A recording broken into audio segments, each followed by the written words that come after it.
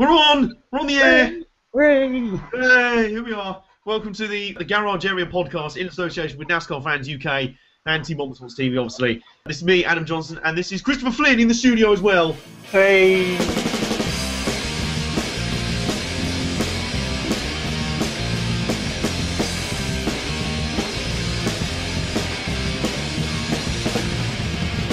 So, in this first episode of this current iteration, we're going to be talking about the weekend's events, which were, well, it had quite a lot of left and right turns in it because it was road course weekend in NASCAR. So we're going to be talking about the events of those. They're very good. And I guess we're looking forward to Kentucky this weekend, aren't we? Not really. I didn't think so somehow. We'll get into that a bit more later in the show. And we're also going to be talking about the NASCAR Whelen Euro Series as it visits its one oval event of the year. In a French car park. In a French car park, yeah. We're talking about that a bit more later on. So, starting with the weekend's events on the road courses. It was road course weekend. The Nationwide Series were Road America, and it featured a bit of everything. It was absolutely a crazy race. Your thoughts on it? Well, the start was a shambles. Oh, yeah. Well, this is what does NASCAR no favours, right? Yeah, we're racing in the rain. Yeah, we can run rain tyres now. Well, what about this rain? Why are you not running in it? Because it's not wet enough. Yeah. What? They should have just let the drivers decide when it was wet enough to come in for wet tyres. Yeah. Let them do the pit stop, not just say you can't race. Yeah. And they have run in the rain before. They did it at Montreal a few years ago. I mean, that was serious rain there. Yeah. It was like the rain we're seeing in Recife at the moment ahead of the World Cup game. Yeah, that's pretty bad. Yeah, have you seen that? They're gonna be going out onto the pitch wearing like snorkels. Yeah. The Germans are gonna be having like 2 U-boats up front. Anyway, I don't know. The US will come out with like a tactical destroyer. Yeah. Anyway, we moved into football there. Let's veer back onto topic. So our next up race at Road America, run by Brendan Gaughan, who's one of those drivers that no one dislikes. So when he won, everyone was like, "Oh, he won a race? Oh, nice, good for him." But the real story was in the final 2 laps. Alex Tagliani ran out of fuel when in the lead. Yeah, that green white checker because Justin Marks sort of parked it next to the road, like, "Oh no, I've stopped dangerously close to the track. Oh dear." And then a caution came out, and then Alex Tagliani ran out and went, "Sorry, I'm going to stick on dry tyres," and then he just went power to the front. Yeah, if he had one more corner, he would have won the race, despite restarting 23rd. That was impressive. Really impressive. And then there was the Cup race at Sonoma, which had all sorts of incidents in it. Dale Jr. went nuts, came third on the road course and took Matt Kenseth out, which is pretty hit and mix. Yeah, I was going to say, that must have made a change for you as a Dale Jr. fan. You're like, "Oh no, it's a road course, oh dear." And he's finished third now? He was 8th last year and he got spun out with 5 to go. But this year he's changed. Don't know what's happened to him. Well, he's got good at last. Yeah, he's got good.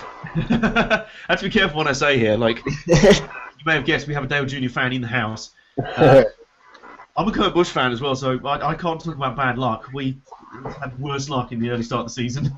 Yeah. It's like in previous years, I remember all the Jeff Gordon fans were like, "Oh, he's the unluckiest driver on the circuit." I'm like, dude, I'm a Jeff Burton fan. Yeah. Every year one driver has bad luck. Look at Casey Kane. Jesus, he's... Oh dear, I forgot he was even around. So we got sidetracked a little bit. Carl Edwards won. Yeah, he was impressive actually. Surprising. He did. Mark Ambrose transferred his road course talent over. Yeah. You don't really think of Edwards as a road course guy. No, he just sort of appears, doesn't he? He doesn't have a certain track he's strong at. He'll just be like, he won. Oh, okay. Jeff Gordon was strong again. He was very good, yes. I mean, a perennial threat. Yeah. Oh, Boyer and Vickers weren't happy with each other. Teammates. Bit of Toyo's beef. Yeah, teammates had a go at each other. Did Boyer's hand get itchy again? No. Vickers bombed down the inside at turn 7. His car got itchy. Yeah.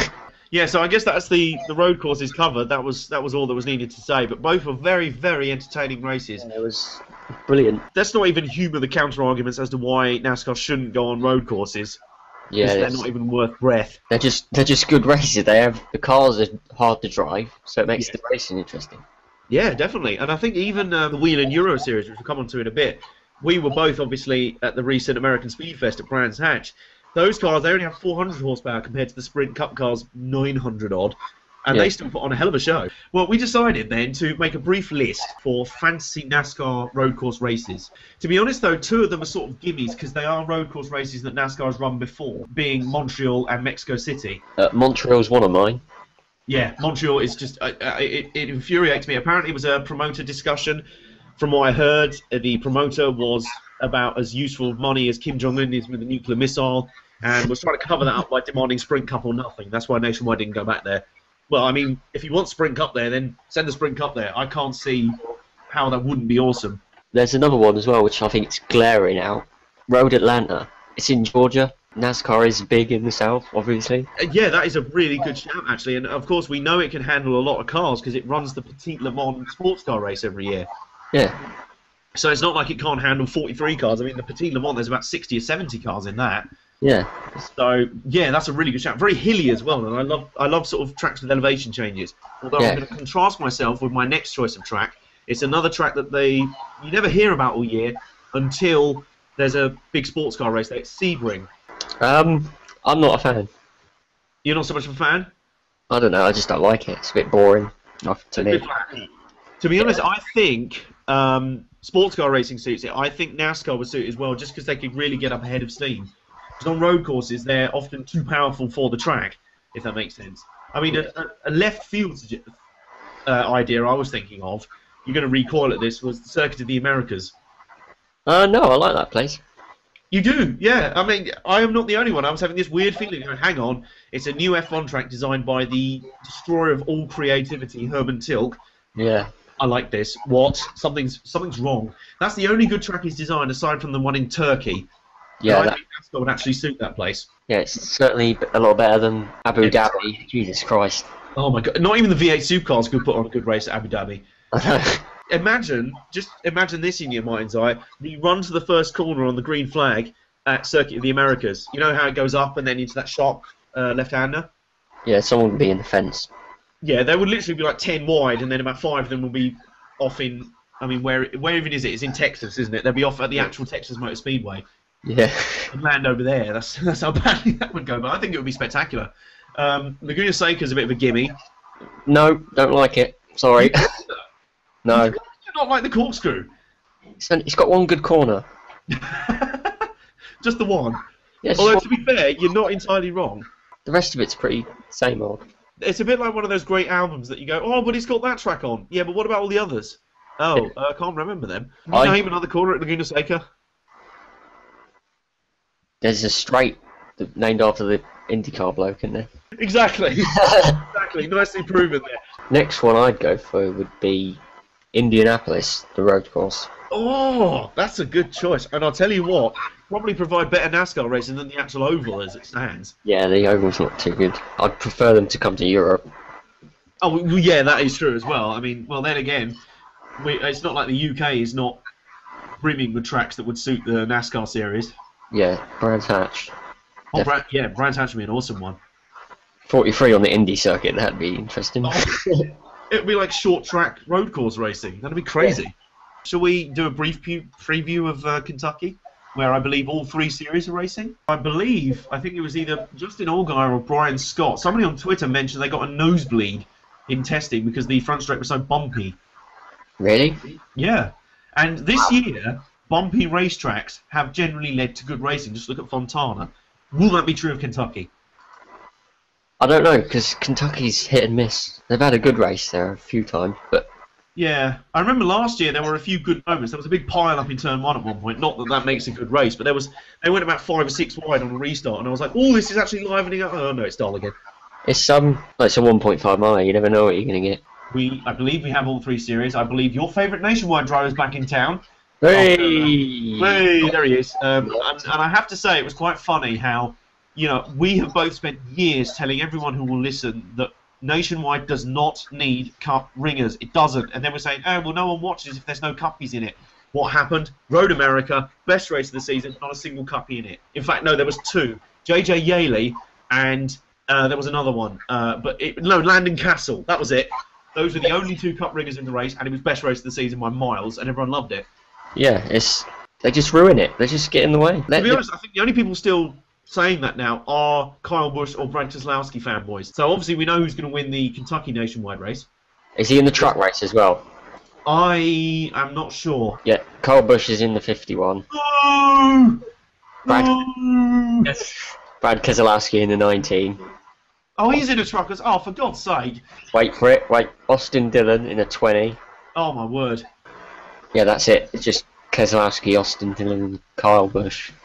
You know, when we post this, we're going to get shouted at for being Kyle haters.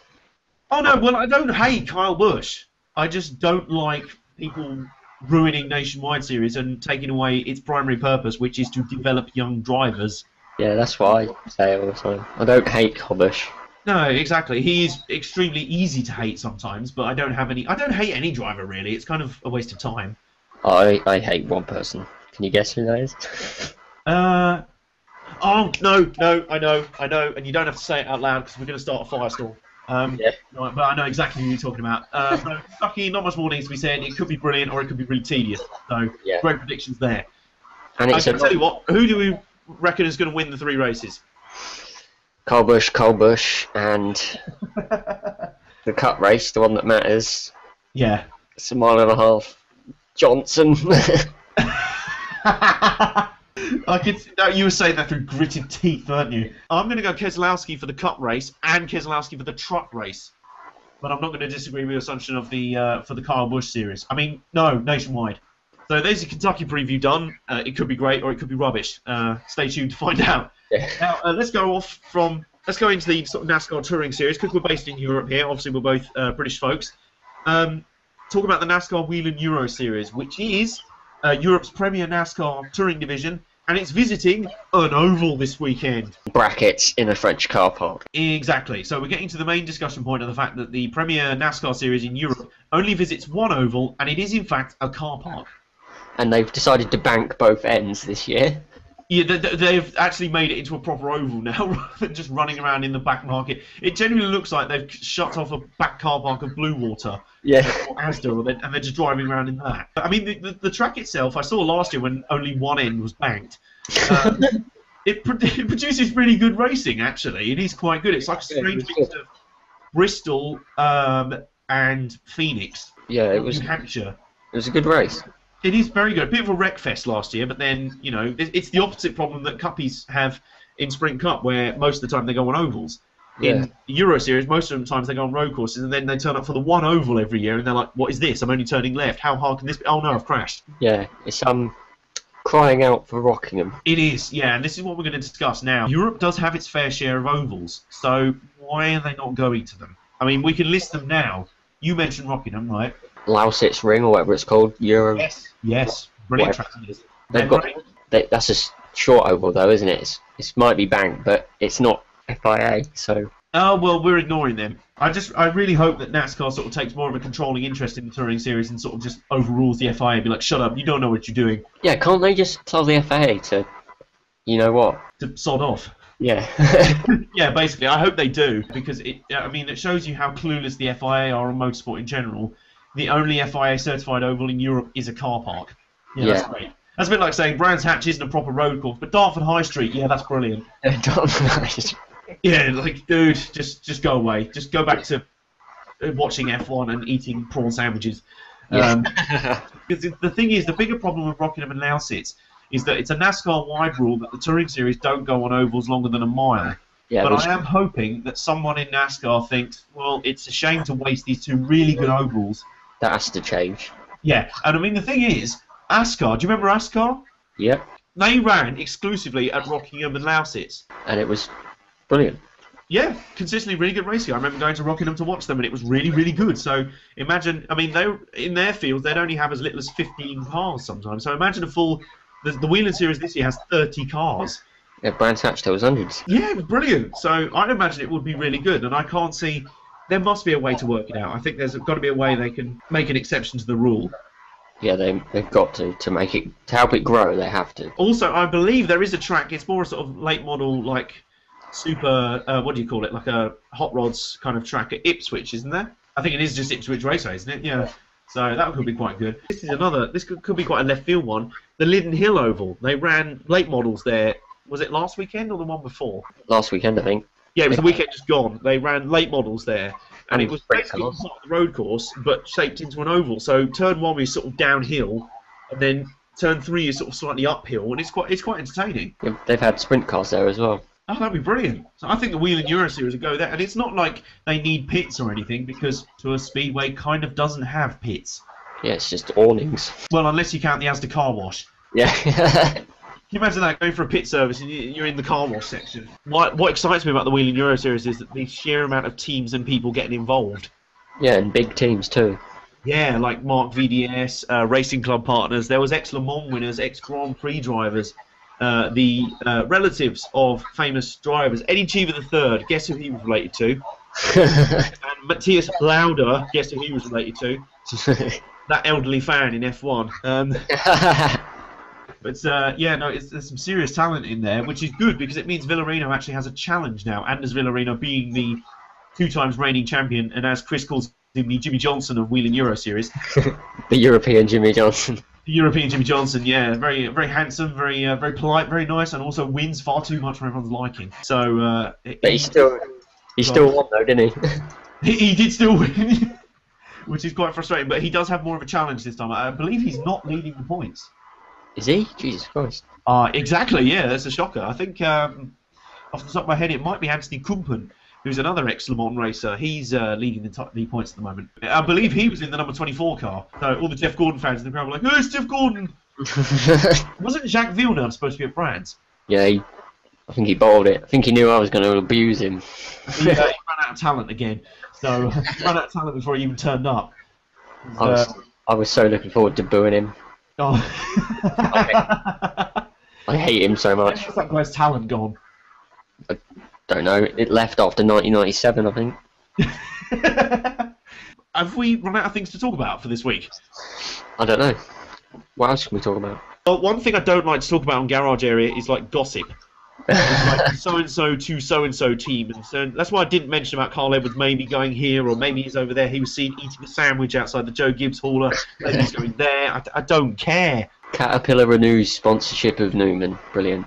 Wow. Although that did give me a brilliant moment, because one of our sort of entourage, if you will, at the Speedfest was wearing a Cat jersey.